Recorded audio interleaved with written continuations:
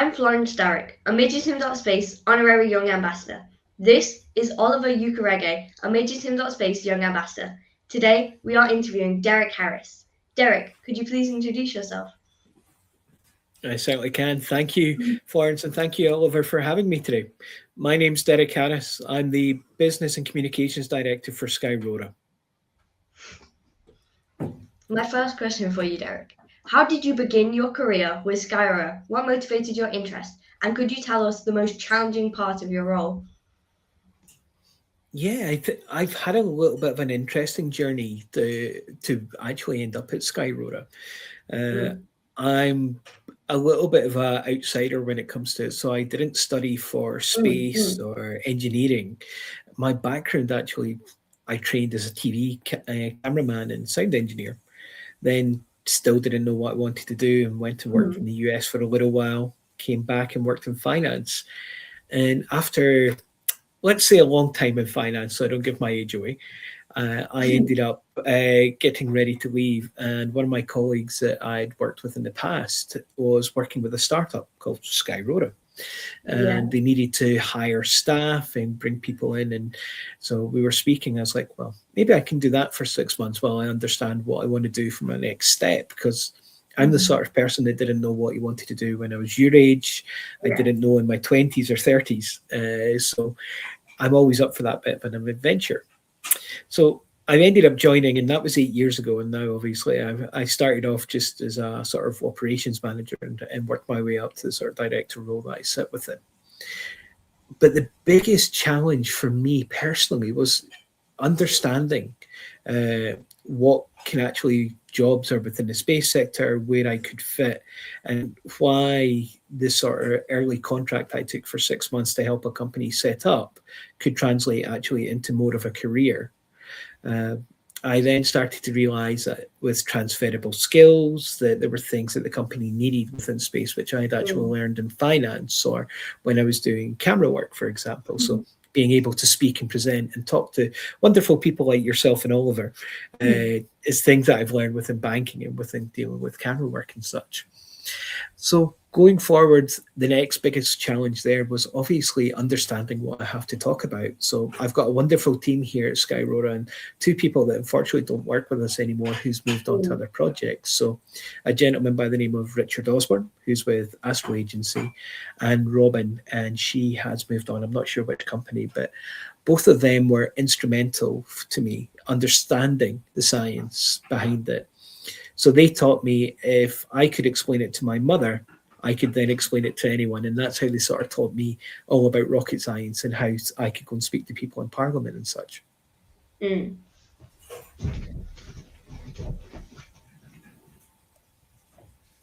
Uh, so, what does your role at Skyrora involve, and could you describe a typical workday?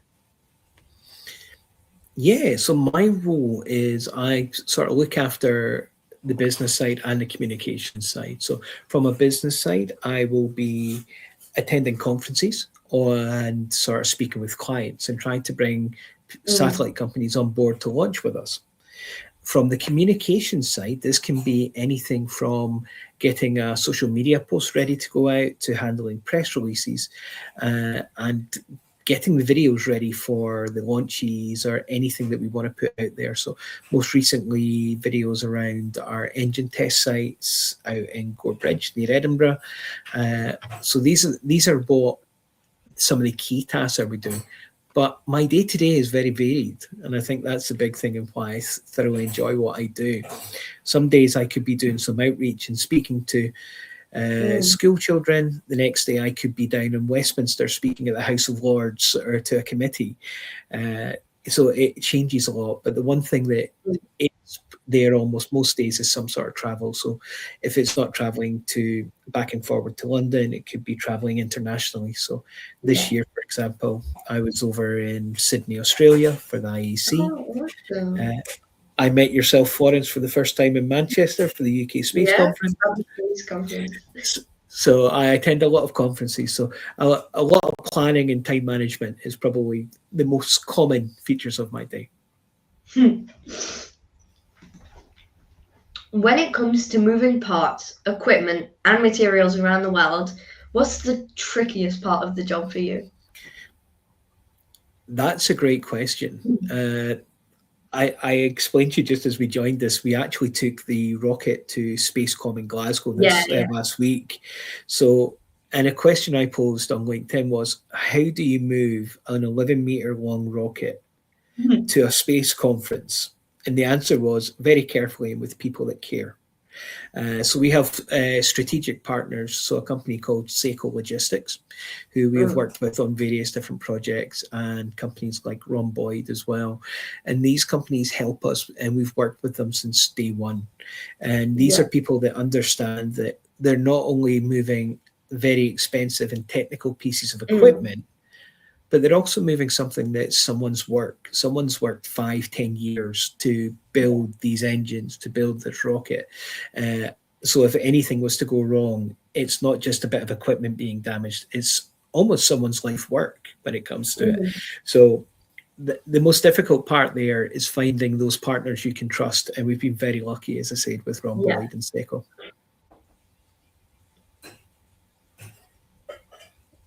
What's your role in driving sustainability in Skyrora's space operations, and how do you see the company contributing more to a environmentally responsible space industry? That's a wonderful question, Oliver. So I think sustainability has to be on everyone's mind when we talk about space, especially with it developing in the United Kingdom for that Mm, purpose. You look into the US, you see Cape Canaveral, all these sprawling launch sites, but the UK doesn't need to be that way. So we can be more a minimalistic footprint when it comes to this. And mm, for Skyrora, that was something we looked at from day one. And it starts basically being small, from small things. But I think you also need to, when you talk about sustainability, understand that it covers a whole range of things. When we talk about sustainability, we talk about the environment, key. It's the yeah. one that everyone thinks of. We talk about economic sustainability. So, what that means is, as a company, what can we keep doing to work for the environment, but also make sure the company can keep Mm, going without sort of going bankrupt? And then you have your social aspect of sustainability, which is how can we work towards bringing, for example, people that may not normally know about the space industry into the industry as potential jobs. mm, So it's a three-prong approach because of that. So yeah. outreach is a big one for the social side of things. So talking to yourselves, going into schools, working with other companies to help develop STEM packs, and working with education to help, so we can make sure we've got the right people to come in future Mm, generations, to make sure the company has a sustainable workforce. So we're not just going to get 5 years time and have no engineers, no one that can replace me. If we look from the economical point of view, this kind of goes hand in hand with the environmental sustainability. This is when you look at when you design something. So, for example, if we look at the rocket just now that we have that's over my shoulder in the image, the design of this doesn't allow it to land like SpaceX does. And the mm, purpose is that it's because to do so, you would need about 15% of your fuel, which is actually the amount of money it would cost for your payload. So you mm, wouldn't make any money that way. So you have to take a look at what else you can do from sustainability wise. So mm, we look at everything. So we've looked at paperless environments in the office. We've looked at 3D printing, and when we print our engines, we do that so there's no waste material from the metals in the engines being made. But also looking at things like EcoScene, which is a design fuel that we've looked in, made it, which basically takes unrecyclable plastics and turns that into rocket fuel, maritime fuel. So there's a lot of things internally we've done and we've looked at. But mm, also myself, I have been working closely with what's called Space Scotland, which is an industry group in the Scotland about space companies. And they have working groups, and one of them is called the Environmental Task Force. So I've recently became a co-chair of that, which means I am there to help deliver the sustainable roadmap for space, which was made by the Environmental Task Force and Astro Agency. And mm, what that's basically saying is, how do we look at keeping Scotland the best and fairest and most sustainable space nation when possible. So that's identifying where there may be weaknesses. So, for example, if I was to look at a rocket company like ourselves, our biggest sustainable issue is going to be around the fuels that we use. So how can we actively tackle that, and what can we do? But this isn't just for Skyrora, this is for the space sector as a whole. So the fact that my company has empowered me to be able to join this committee and to help lead this forward as for the sector is a huge sort of bonus for me as a whole, for myself and my development, but also it gives me a chance to sort of speak to young people, to Friends of the Earth, and other sort of groups out there that have a key interest in sustainability. So those are, sorry, a long conversation for a small question there, but sustainability is such a big issue. I think it deserved a good answer. Well, that was a great answer. Thank you. Skyrora has been growing quickly. What do you look for when deciding on new places for the company to set up or expand? And what do you think the future holds for the company? Again, some of these questions are absolutely outstanding, so thank you. We are looking to expand right at this moment. So the biggest thing we have to look at is property. So where do we want to, we have our area that we build at the moment is just outside of Glasgow. Do we then want to open a second facility in Aberdeen, or do we want to open one in Edinburgh?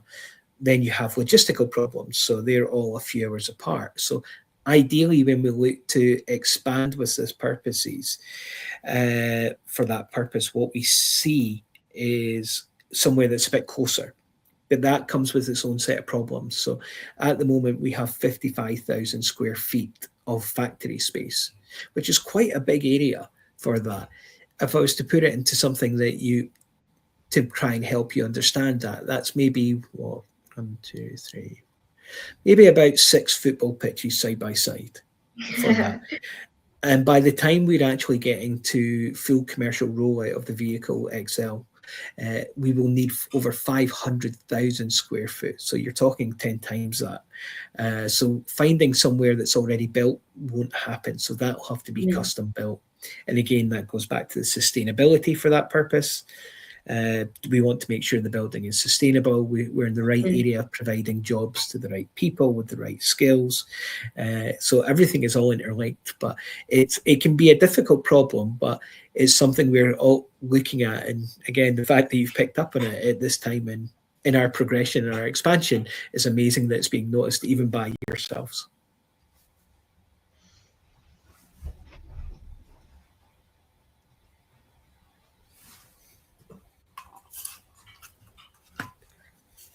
Can you share an example of a really challenging project you've worked at Skyrora and how you overcame it to achieve success?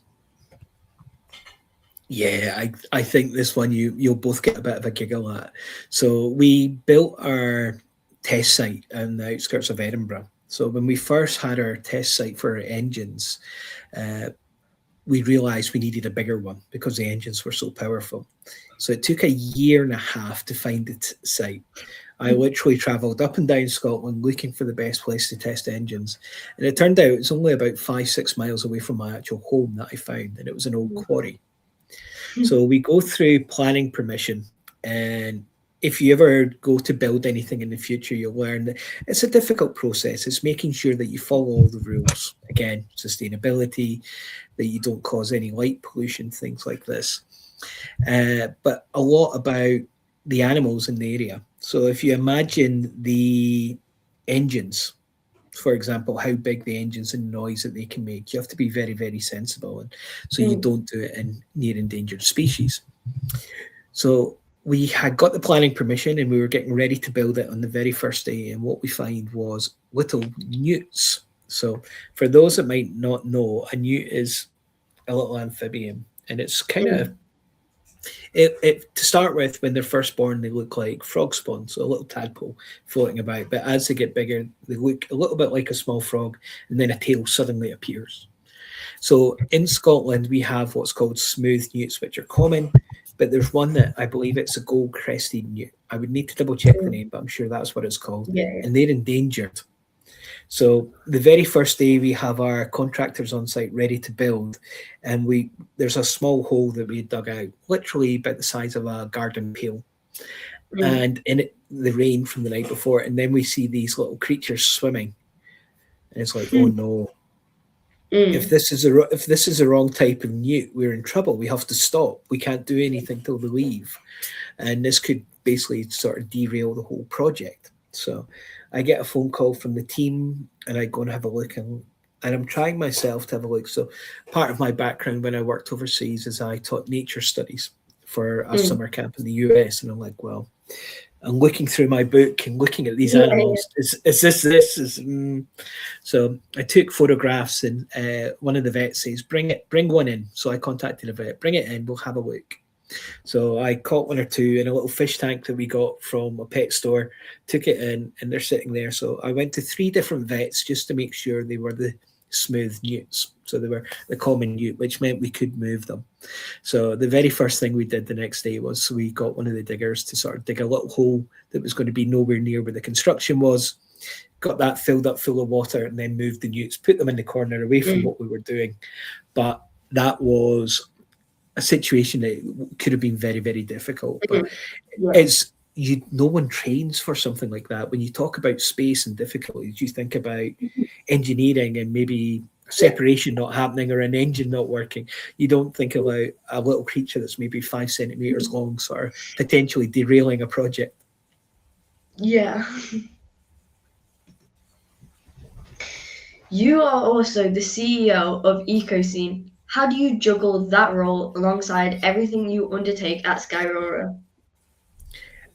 Really, it's a very complementary role for that purpose. So I mentioned Ecoscene earlier with that purpose. So a large part of that and what I do at the moment is speak with potential investors because we want to make the technology more readily available. Yeah.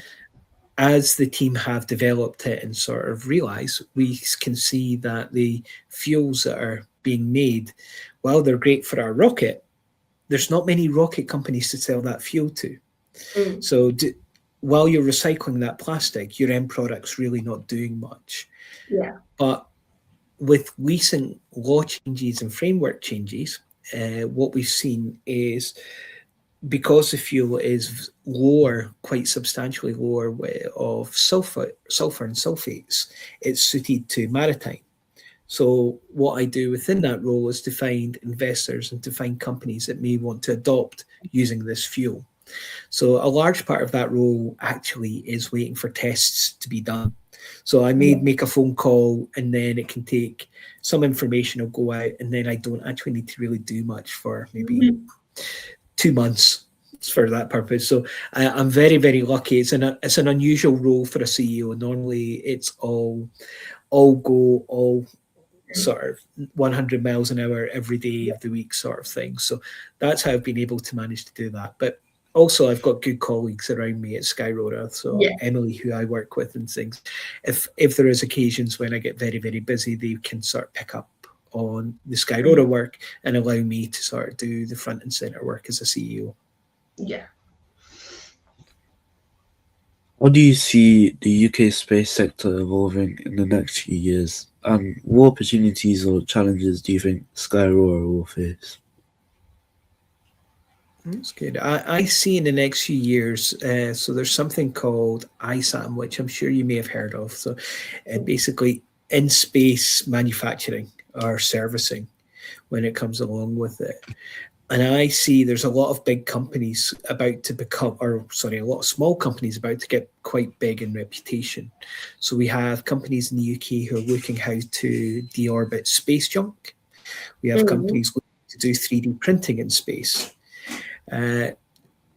We, as a humanity, we want to push forward with our exploration of space, and we're seeing this more and more with the push towards Mars at the moment. So I think in the UK, what you're going to find is probably not anyone building a rocket big enough to take crewed space launch into orbit. But I believe the ancillary services, and what I mean by that is people looking for housing, people looking for new spacesuits to train in, people looking Mm. for new materials. All Yeah. of the all of the companies in and around what will be needed to help support people. So after all, at the moment, there's no Deliveroo in space. But it might happen. You might come to a point that we have space stations there, and when someone does a launch, you might have backup packages of batteries, water. Mm. Uh, who knows? You might start to get your favorite pizza delivery place up there as well. But these sort of functionality and these sort of technology will happen. And what I'm seeing is there's a huge amount of funds coming out of the UK government towards us and pushing that forward.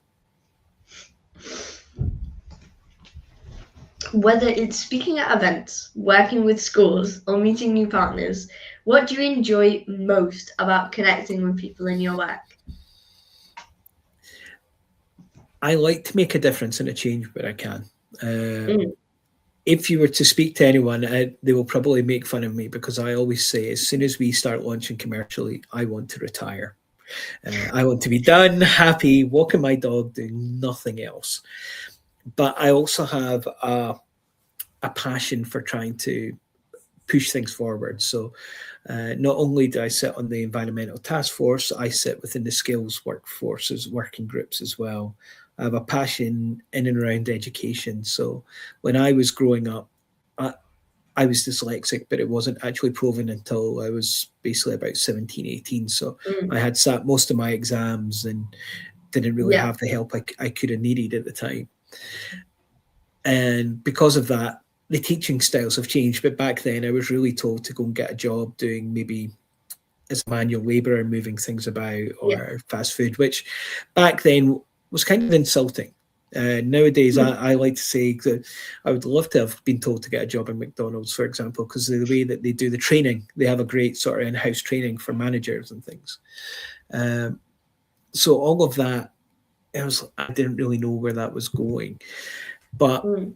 I think I've just lost my train of thought there. Sorry, Flo. Could you ask that question again? Yeah. Yeah. Basically, what do you enjoy most about talking with people Thank you. at your work? Thank you. So yeah, that was where I was going with the education part there. So apologies. So what I like to do is basically be able to get in and make a difference for that Yeah. purpose. So I have a lot of people that I've worked with and mentored, for example. So they have came from different backgrounds. So they may have came from poorer economical backgrounds. There may be international students who have difficulties with English language or many other different aspects. But I like to try and work as an ally to as many causes as I can, Mm. because if someone like me who couldn't and was told to sort of go and do one of these different job types can make it to where I am within the space sector and do what I do, there must be other people out there that have the same abilities. After all, it's just transferable skills that you start to pick up in life skills. So not everyone needs to be a rocket scientist unless you're Mm. designing the actual rocket. You could be a very good problem solver. You could be an accountant. So we have a lady that works with us, Nicole, who deals with our finance and is a financial controller. Would I ask her to help weld the tank? No. Would I ask her to help make sure that we're doing the correct way, that we're paying the right tax and everyone's being paid on time? Yes. And that's hugely important. So for me, being able to make people aware that it's not just engineering jobs, there's art in space, there's doctors in space, lawyers, finance, anything you can think, health and safety, they're all there. So that's my favorite part of the job, is trying to make other people realize I could work in space. Yeah. How ca how do you think someone can best prepare themselves for opportunities at companies like Skyrora? I think basically getting your hands on. If you want to build things, join clubs. So even if you're building small model rockets, it's good to get that experience and get that excitement. There's nothing like, even with a small rocket, when it goes off, you still feel that vibration through your body. So doing that gives you a sort of passion. So have a passion, get your hands on when you can, and join certain clubs, and basically do what you're doing. Talk, communicate. One of the key skills in life is to be able to communicate, and that can help to lead to better problem solving.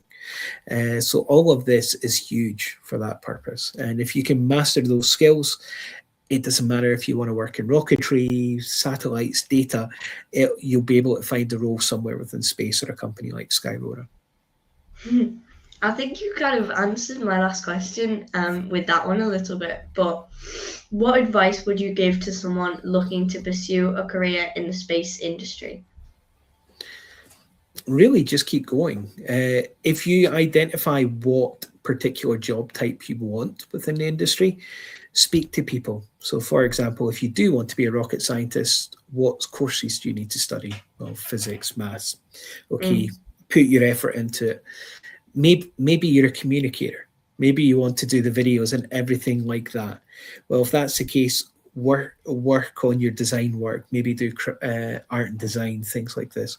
So narrow down what you want, but don't be afraid to realize you've went down the path and decided, actually, I want to change. As I said earlier in the conversation, I originally, when I was your age, didn't know what I wanted to do. I didn't want to be an astronaut. I probably wanted to be a Ghostbuster.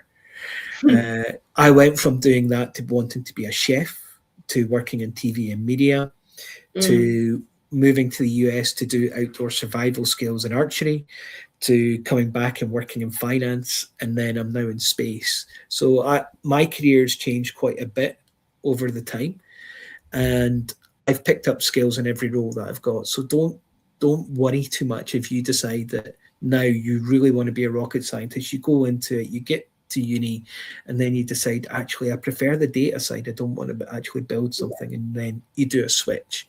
This is normal. That's what it's like being a human. You want something, you have the passion, you chase after it, and sometimes just what you want isn't actually what it turns out to be, and it's okay. It's okay to change after that. Well, thank you so much for taking the time out of your day to come and talk to us. It was really great. Thank you very much for having me.